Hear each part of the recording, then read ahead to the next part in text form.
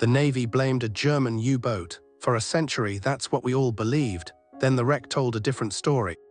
In March 1918, the USS Cyclops, a 542-foot cargo ship crewed by 306 men, left Barbados bound for Baltimore. She carried 10 800 tons of manganese ore, critical war material for the steel mills feeding American weapons production.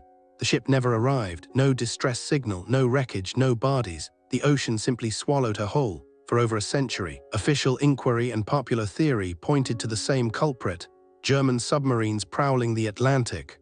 It made strategic sense. Germany's U-boat fleet was methodical. They'd already sunk 5,000 merchant vessels during the war. The Cyclops was unescorted, slow, and loaded with valuable ore. A single torpedo would have done it. The Navy investigated, found no evidence of enemy action, yet the narrative stuck anyway. Bureaucrats and newspapers preferred a clean enemy to a messy accident. Blame is simpler than uncertainty. But here's what they didn't account for. The Cyclops had structural problems. The ship was built in 1910, 8 years old by the time she went down. Her hull had been patched and re-welded multiple times. The manganese ore she carried was dense, extremely dense. At 10 800 tons, it was packed into holds that weren't designed for that kind of concentrated weight distribution. The captain, Lieutenant Commander George Worley, made a decision under pressure.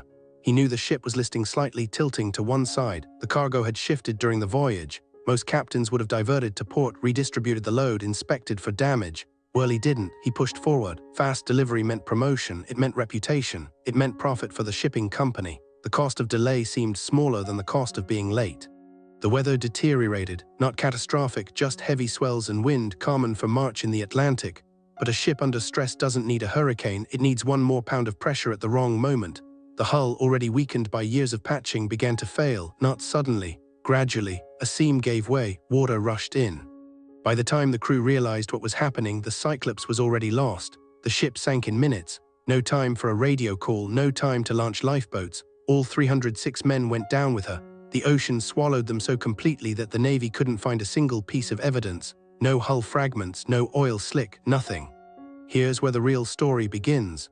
In the 1960s, decades after the official inquiry closed, a naval engineer named George Tice re-examined the original construction records. He found something the Navy had glossed over. The Cyclops was known to have structural defects. Other ships in her class had reported hull problems. The Navy knew, they documented it, and they did nothing. The real cost of the Cyclops wasn't paid by Germany. It was paid by 306 men whose families were told their husbands and sons had been killed by the enemy. It was paid by a Navy institution that chose narrative over truth. Blame Germany and the Navy looked strong. Admit structural failure and they looked negligent during wartime. The evidence is now overwhelming. No U-boat ever claimed credit for sinking the Cyclops. German naval records captured after the war contain no mention of her. In 2003, oceanographers using advanced sonar mapping actually located wreckage on the Atlantic floor. The damage pattern matched a catastrophic structural failure, not torpedo damage. The hull had split open from the inside out. So what really sank the USS Cyclops? A decision made under pressure, a captain who chose speed over safety, a Navy that chose a clean narrative over a complicated investigation, an aging ship carrying too much weight, and an ocean that, as always, was waiting for the smallest mistake. The Cyclops teaches us something that bureaucracies still struggle with today. Admitting failure costs less than the price of hiding it. 306 men paid that price. Their families never got the truth. For 100 years, history blamed the wrong enemy.